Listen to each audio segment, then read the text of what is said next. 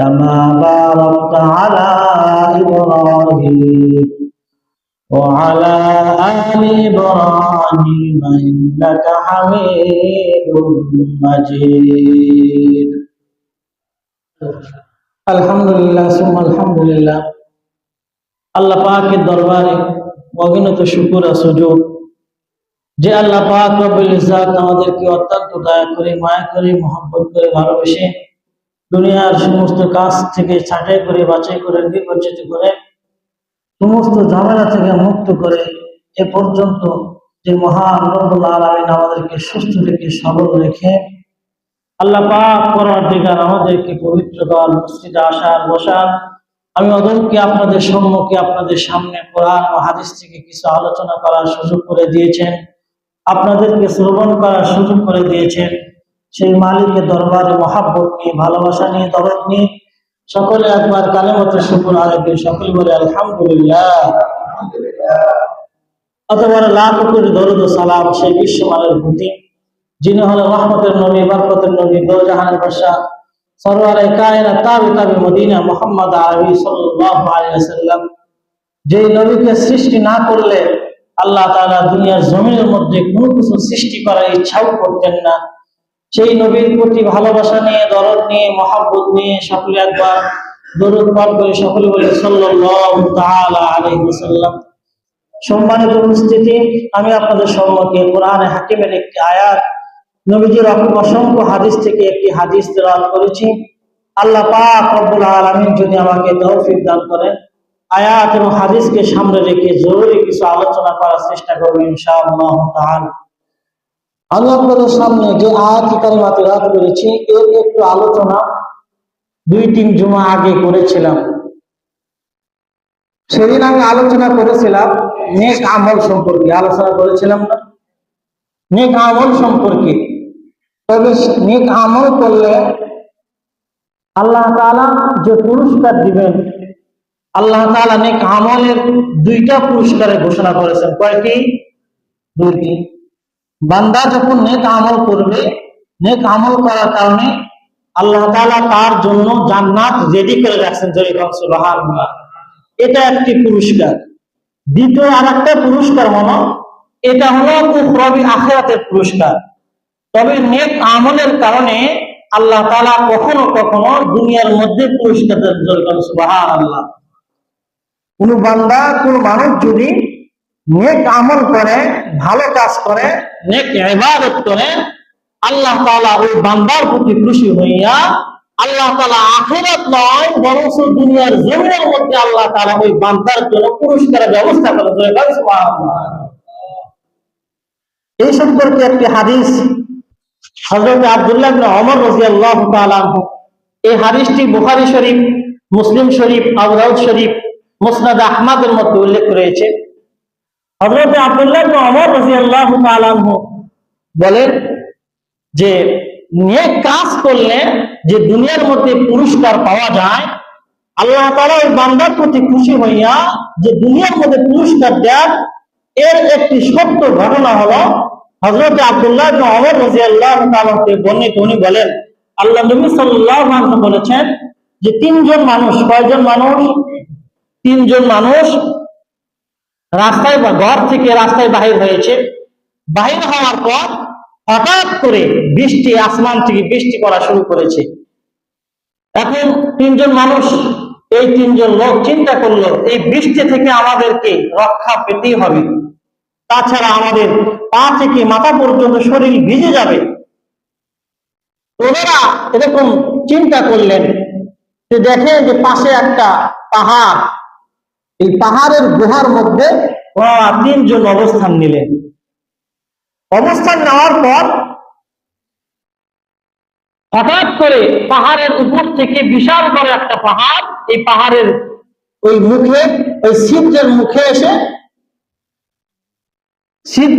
এসে পড়ে গেল। পড়ার কারণে 3জন ব্যক্তি এখন বিপদের মধ্যে পড়ে গেল। কেন? পাথর তো বিশাল বড় পাহাড়, 3জন কেন 10 জন মানুষ মিলে ওটা সরানো সম্ভব না। মুসলমান ভাই, আল্লাহর বান্দা, তিনজন বান্দা চিন্তা করলো, এখন যদি আমরা এই পাথর থেকে বাঁচতে চাই, পাথর থেকে যদি বাঁচতে চাই, তাহলে আমাদেরকে যে কোনো একটি উপায় বাহির করতে হবে। যে উপায়ের মাধ্যমে আমরা এখান থেকে পরিত্রাণ পাবো। আর যদি উপায় যদি বাহির করা না হয়, তাহলে এই পাথর থেকে, এই গুহা থেকে বাঁচার আমাদের কোনো উপায় নাই। এখানে আমরা সারাদিন, সারা রাত, সারা বছর যদি এখানে আমরা অবস্থান করি, দুনিয়ার কোন মানুষ আমাদেরকে দেখবে না, আমাদেরকে এখান থেকে বাহির করতে পারবে না। অতএব আমাদেরকে এখানে বাহির হওয়ার জন্য চিন্তা করতে হবে, ফিকির করতে হবে, গবেষণা করতে হবে। তবে কেমন করে করব, এটা তো কোনো মানুষকে বলা যাবে না। কেন? যদি কোনো ছিদ্র থাকতো, দেখা যেত, তাহলে মানুষকে ডাকার আহ্বান করা যেত। কিন্তু ওরকম কোনো ছিদ্র নাই যে ছিদ্র দিয়া মানুষকে আহ্বান করবো, মানুষকে ডাকবো। মুসলমান ভাই, তিনজন লোক চিন্তা করলো, তিনজন মানুষ চিন্তা করলো, আমরা তিনজন আমাদের জীবনের মধ্যে যা কিছু আমল করেছি, যা কিছু নেক আমল করেছি, এই নেক আমলের মাধ্যমে আল্লাহ তাআলার নিকটে আমরা দোয়া করব। হয়তো আল্লাহ তাআলা সেই নেক আমলের উসিলায়, সেই নেক আমলের কারণে আল্লাহ তাআলা আমাদেরকে বিশাল বড় আযাব থেকে আল্লাহ তাআলা আমাদেরকে পরিত্রাণ দান করবেন, আমাদেরকে মুক্ত করবেন। প্রথমে একজন ব্যক্তি আল্লাহ তাআলার দরবারে বলল, আল্লাহ, ও মালিক,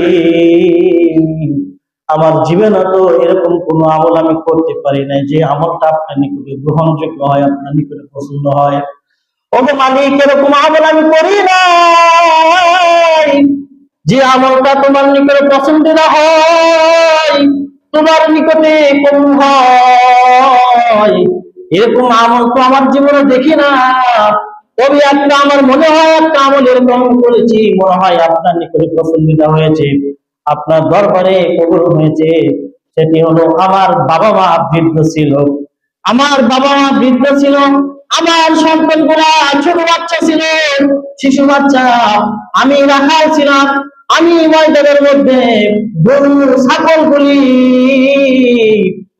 ছাগলগুলি লালন করতাম, পালন করতাম।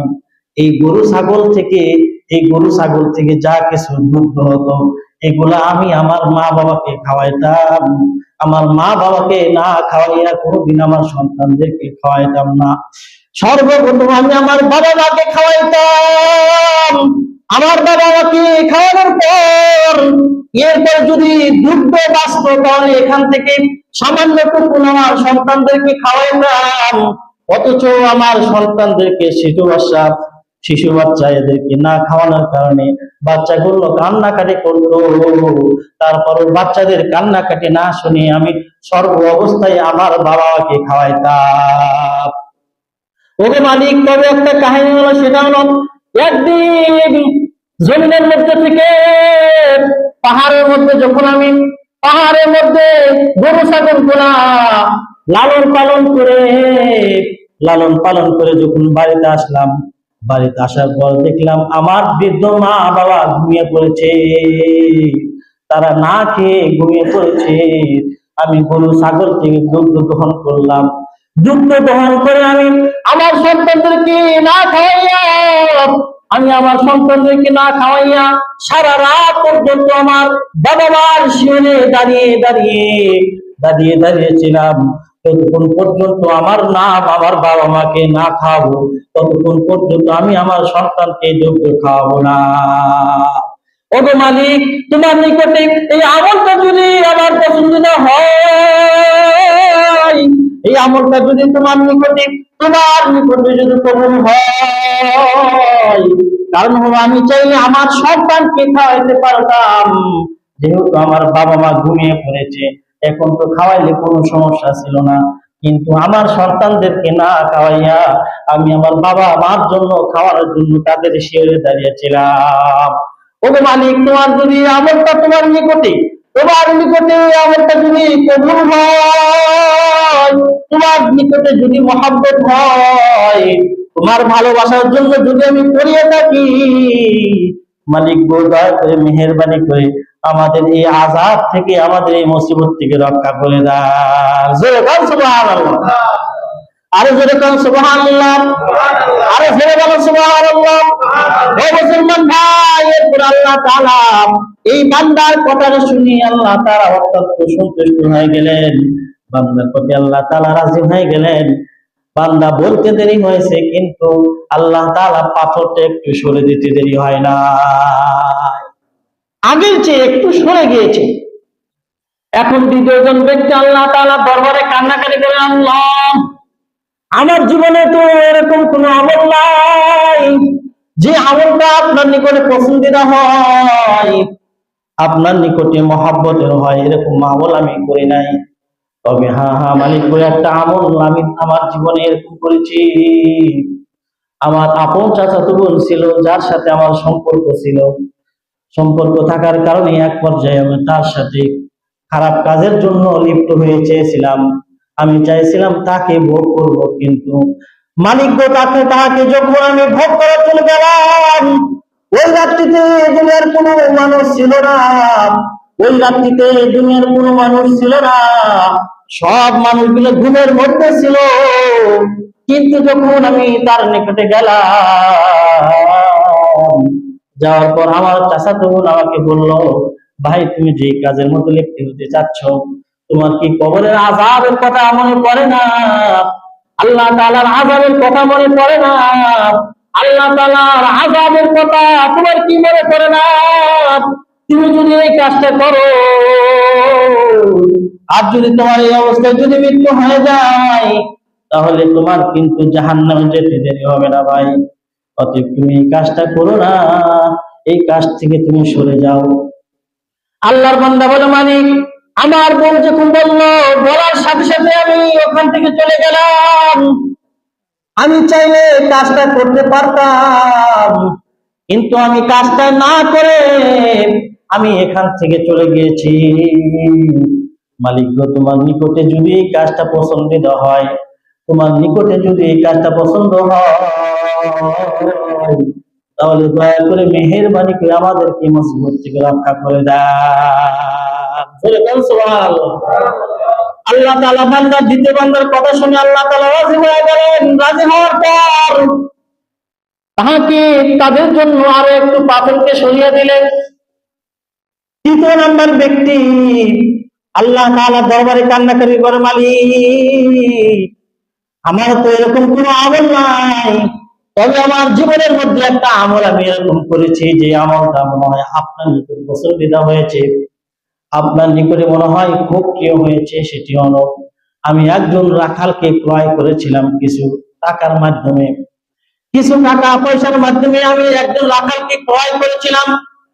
আগের জামানার মধ্যে মানুষকে ক্রয় করা যেত, মানুষকে ক্রয় করে তাকে গোলাম বানানো যেত, কিন্তু এখন এগুলা নাই। কেন? এখন সব মানুষগুলো আজাদ হয়ে গিয়েছে, মুক্ত হয়ে গিয়েছে। আগের জামানায় রাখালের পরিচিত বেশি ছিল, গোলামের অবস্থা মানুষের মধ্যে বেশি ছিল, সেই কারণে মানুষকে ক্রয় করে তাদের নিকটে রেখে দিত। আল্লাহর বান্দা বলে, মালিক, আমি একজন গোলামকে কিছু টাকার বিনিময়ে ক্রয় করে আমি বাড়িতে নিয়ে আসলাম। বাড়িতে নিয়ে আসার পর যে কয়েকদিন তার জন্য চুক্তিবদ্ধ ছিল, চুক্তিবদ্ধ পূর্ণ হওয়ার পর আমি তাকে বললাম, তোমাকে যে টাকার বিনিময়ে তোমাকে ক্রয় করেছিলাম, এইগুলো টাকা তুমি নিয়ে যাও। আল্লাহর বান্দা বলে, না না। গোলাম বলে, না না, আমি তোমার একটা টাকাও নিব না, আমি চলে গেলাম। আল্লাহর বান্দা গোলামটি চলে গেল, কিন্তু একটি টাকা আমার থেকে নিল না। কিন্তু এই টাকা দিয়ে আমি অনেকগুলা গরু ছাগল ক্রয় করলাম। ক্রয় করার পর এখান থেকে অনেকগুলি গরু ছাগল হয়ে গেল, বিশাল বড় পাল হয়ে গেল। হঠাৎ করে আল্লাহর বান্দা আমাকে এসে বলে, ভাই, ওই যে আমি তোমার নিকটে গোলাম ছিলাম, তোমার নিকটে যে টাকাবদ্ধ হয়েছিলাম, কিছু বিনিময়ের মাধ্যমে টাকাবদ্ধ হয়েছিলাম, আমি যে তোমার গোলাম ছিলাম, সেই টাকাগুলি আমাকে ফেরত দেওয়া, আমি তো টাকা নেই নাই। টাকা নিয়েছে?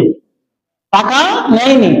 আমি তো তোমার নিকটে টাকা ছাড়াই চলে গিয়েছিলাম, ওই টাকাগুলি আমাকে ফেরত দাও, আমাকে তাড়াতাড়ি ফেরত দাও।